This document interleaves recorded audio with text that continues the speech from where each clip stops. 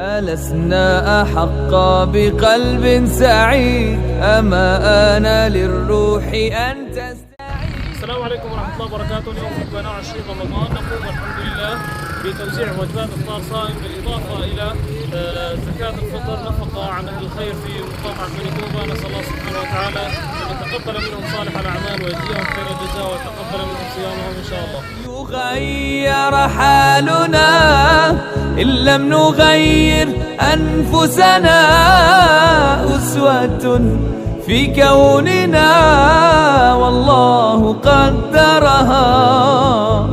كن أنت أول من يقيم في نفسه عيشا قويم تهدى الصراط المستقيم. بادر وغيرها فخواطرنا تلهمنا ولإحسان ترشدنا.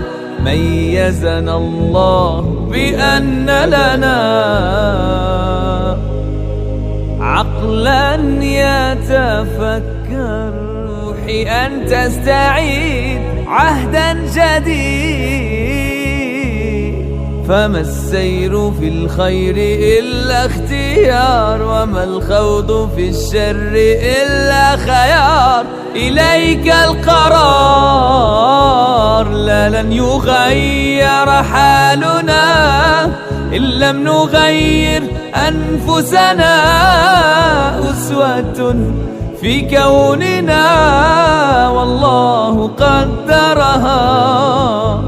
كن أنت أول من يقيم في نفسه عيشا قويم تهدى الصراط المستقيم.